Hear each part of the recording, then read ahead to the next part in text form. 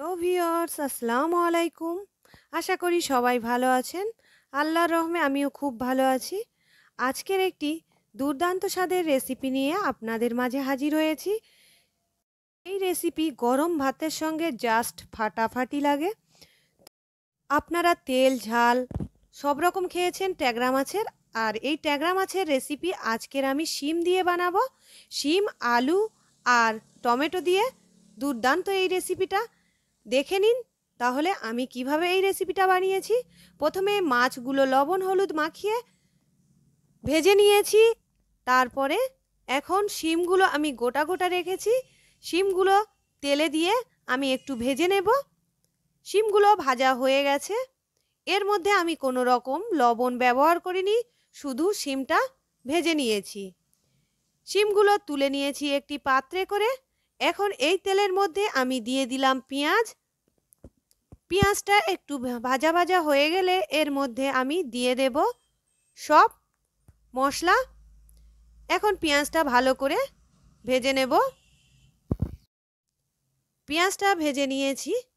এখন আমি এখানে দুটো আলু কেটে রেখেছিলাম, আলু দুটো ধুয়ে ভালো করে দিয়ে দিলাম। দিয়ে এখন একটু ভালো করে আমি নেড়ে নিলাম। এর মধ্যে আমি স্বাদ অনুযায়ী লবণ দিলাম, লঙ্কার গুঁড়ো 1 চামচ দিয়ে দেব, হলুদের গুঁড়ো 1 চামচ দিয়ে দেব ধনের গুঁড়ো 1 চামচ দিয়ে এটা ভালো করে আমি কষিয়ে নেব। আলুগুলো একটু সময় নিয়ে ভালো করে কষিয়ে নিয়েছি। এখন মিডিয়াম সাইজের একটি টমেটো কেটে রেখেছি, টমেটো দিয়ে দেব এর মধ্যে। টমেটোগুলো এর মধ্যে দিয়ে দিয়েছি। এখন ভালো করে আবারও কষিয়ে নেব।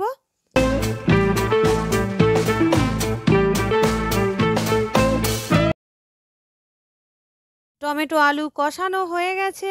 এর মধ্যে ভেজে রাখা শিমগুলো আমি দিয়ে দেব, দিয়ে আবারও ভালো করে কষিয়ে নেব।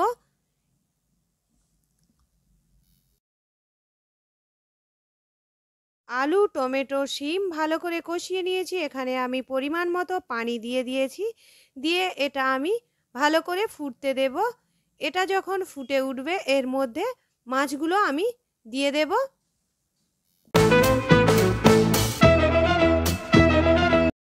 মাছগুলো দেয়া হয়ে গেছে। একটি ঢাকা নিয়ে আমি বন্ধ করে 10 মিনিটের মতো রান্না করে নেব, আর গরম ভাতের সঙ্গে পরিবেশন করব।